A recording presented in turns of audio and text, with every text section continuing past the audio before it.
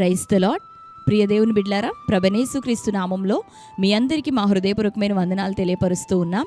ప్రతిదినం ప్రభు వాగ్దానం అనే ఈ వాగ్దాన కార్యక్రమంలోనికి ప్రేమతో మిమ్మల్ని ఆహ్వానిస్తూ ఉన్నాం.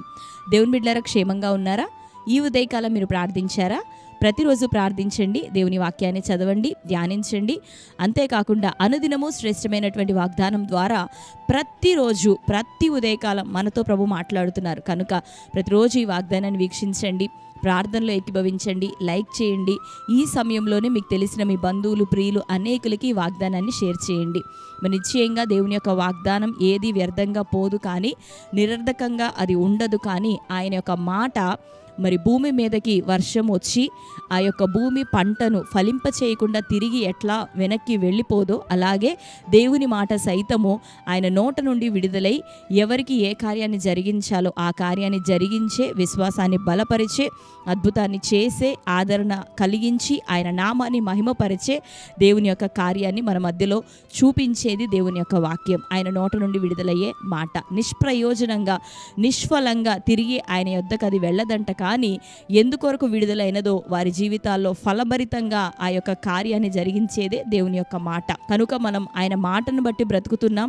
కేవలము రొట్టెను బట్టి, భౌతిక సంబంధమైన ఆహారమును బట్టి కాక ఆయన నోట నుండి, దేవుని నోట నుండి విడుదలయ్యే ప్రతి మాట ద్వారా మనం బ్రతుకుతున్నాం, బలపరచబడుతున్నాం, విశ్వాసంలో స్థిరపరచబడుతున్నాం. కాబట్టి దేవుని బిడ్డలారా, ప్రతిరోజు మన కొరకు విడుదలవుతున్నటువంటి దేవుని యొక్క వాగ్దానం, ఆయన మాటను మనం హృదయపూర్వకంగా విశ్వాసంతో రిసీవ్ చేసుకొని దాని ద్వారా బలపరచబడినట్లయితే నిశ్చయంగా నీ ఆత్మీయ జీవితంలో ఎంతో ప్రోత్సాహకరంగా, మరి నమ్మకంగా దేవుని కొరకు నువ్వు నిలబడగలుగుతావు, నడవగలుగుతావు. దేవుని నామము నీ ద్వారా జనముల మధ్యలో మహిమపరచబడగలుగుతుంది. ఆమేన్. కనుక ప్రతిరోజు మనకు విడుదలవుతున్న దేవుని వాగ్దానాన్ని, ఆయన మాటలను పట్టుకొని హృదయపూర్వకంగా ప్రభువుని స్తుతించి ఆ మాటను రిసీవ్ చేసుకుంటూ అనేకులకు తెలియపరుస్తూ దేవునిలో నమ్మకంగా కొనసాగుదాం. మరి ఈ ఉదయకాలం ఎంతో ప్రోత్సాహకరంగా మనల్ని బలపరచట కొరకు మనకు అనుగ్రహించినటువంటి శ్రేష్టమైన వాగ్దానాన్ని చదువుకుందాం. జెఫన్యా గ్రంథం 3వ అధ్యాయము 12వ వచనం. దుఃఖితులగు దీనులను యెహోవా నామమును ఆశ్రయించు జనశేషముగా నీ మధ్య ఉండనిత్తును. ఆమేన్. హల్లెలూయా. దేవుని బిడ్డలారా, ఈ ఉదయకాలం దుఃఖితులగు దీనులను యెహోవా నామమును ఆశ్రయించు జనశేషముగా నీ మధ్య ఉండనిత్తును. శ్రేష్టమైనటువంటి మాటని ఉదయకాలం ప్రభు అనుగ్రహిస్తూ ఉన్నాడు. లోకంలో మనం చూసినట్లయితే సంతోషముగా, దీవెనకరంగా, బ్లెస్డ్గా, అంటే లోక సంబంధమైనటువంటి సర్వము కలిగి కొనసాగుతున్నటువంటి ప్రజలను వారి మధ్యలో జరిగే కార్యక్రమాల్లోనికి వారిని ఇన్వైట్ చేస్తూ ఉంటారు.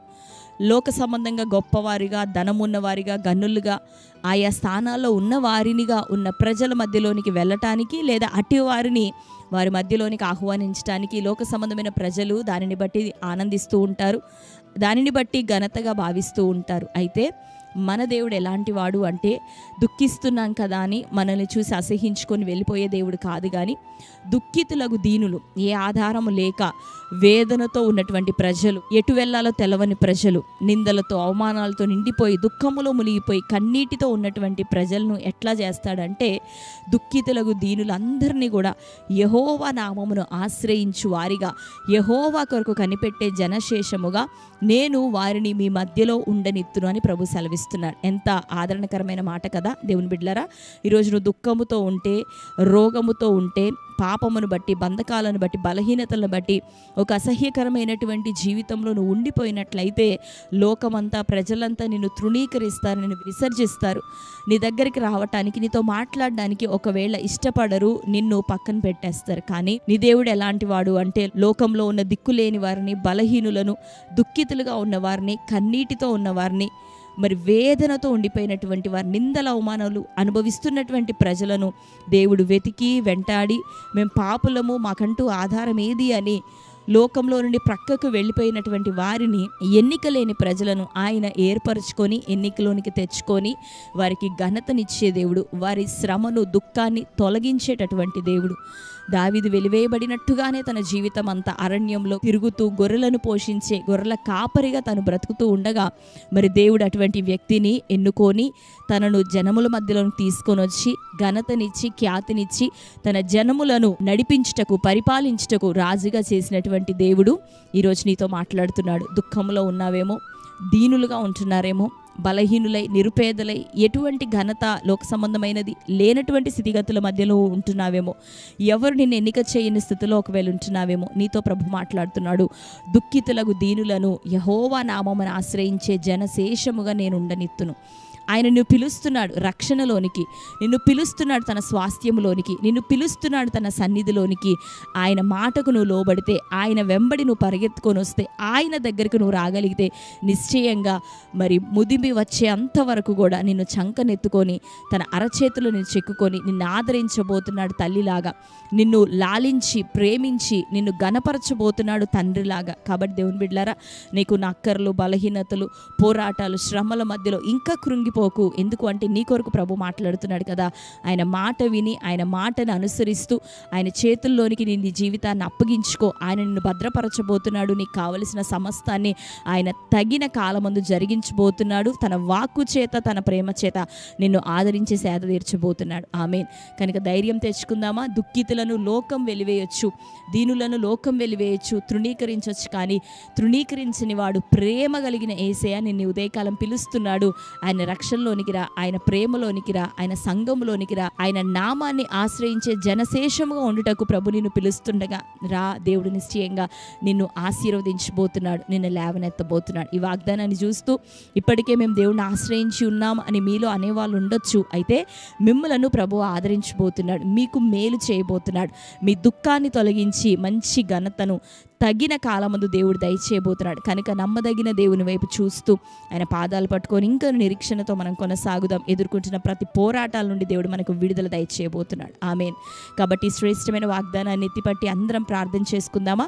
మనందరి జీవితాలు ఆయన నామమును ఆశ్రయించే జనశేషంగా మనం మార్చబడి ప్రభు యొక్క శక్తిని లోకానికి అనపరిచే వారిగా, శక్తివంతులుగా ప్రభునందు మనల్ని దేవుడు ఆ రీతిగా చేయునుగాక. ఆమేన్. ఈ సమయంలో కళ్ళు మూసుకుందాం. ప్రార్థన. Thank you Holy Spirit God. యేసయ్య మీకు వందనాలు, స్తోత్రాలు, కృతజ్ఞతాస్తుతులు చెల్లిస్తున్నాం. శ్రేష్టమైన రీతిలో ప్రభా ఉదయకాలం మాతో మీరు మరొక్కసారి మాట్లాడుతున్నారు ప్రభా. దుఃఖితులకు, నాయన దీనులను నీ నామమును ఆశ్రయించే జనముగా నేను ఉండనిత్తునని ప్రభా సెలవిచ్చావు. నీ నామాన్ని నాయన ప్రచురించుటకు, నీ నామాన్ని ఉచ్చరించుటకు అయ్యా నీవు మా దేవుడు అని ప్రభా లోకములో మేము చెప్పుకొనుటకు నాయన మాకు ధన్యతనిచ్చుటకు పిలుస్తున్న దేవుడు. మేము నిన్ను ఎరగక ముందే ప్రభా నువ్వు మమ్మల్ని ప్రేమించావు. మేము మిమ్మల్ని వెతకకపోయిన ప్రభా మీరు మమ్మల్ని వెతికినారు అయ్యా. నీ యొక్క ప్రణాళికలో మమ్మల్ని భాగస్వామ్యులుగా తండ్రి చేసి ఉన్నారు. నీ రక్షణ ఆనందం మాకు ఇచ్చినారు. ఈ ఉదయకాలం ఇటు శ్రేష్టమైన నీ పిలుపుని బట్టి వందనాలు, స్తోత్రాలు. నీ బిడ్డలు ఎవరు దుఃఖముతో ఉన్నారో, దీనులై ఉన్నారో, కిన్నులై ఉన్నారో, సిగ్గుతో ప్రభా, అవమానం, నిందల భారముతో ప్రభా నీ ప్రజలున్నారు. వారు నాయన ఈ దినం నీ వాక్కు చేత ఆదరించబడాలి. నీవు పిలిచిన దేవుడు, నమ్మదగిన దేవుడు, నిశ్చయంగా వారిని అంతం వరకు నడిపించండి. ఖ్యాతిని, మంచి పేరుని ప్రజలకు దయచేయండి.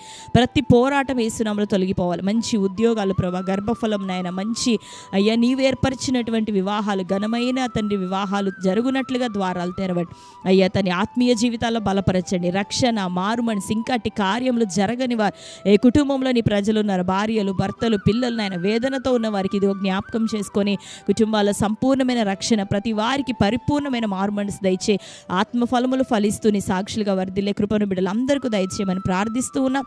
ఇంకను ప్రభా నానా విధమైన వ్యాధులు, రోగాలు, మరణకరమైన స్థితిగతులు యేసునామములో కొట్టివేయబడును గాక. ప్రతి శత్రు పన్నాగం యేసునామములో నీ బిడ్డల ఎదుట కొట్టివేయబడును గాక.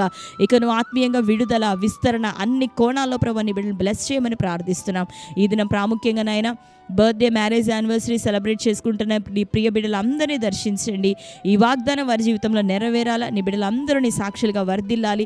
సంవత్సరం దయాకిరీటం నీ బిడ్డలకి దినం ధరింపచేయబడును గాక. వారి కుటుంబ జీవితాలు, వివాహ, దాంపత్య జీవితాలు అయ్యా, యవ్వన బిడ్డలు, చిన్నలు, పెద్దలు, వారి జీవితకాలం, వారి ఆయుష్శేషం అంతా మీ నామానికి మహిమకరంగా వారు వర్ధిల్లుదురుగాక.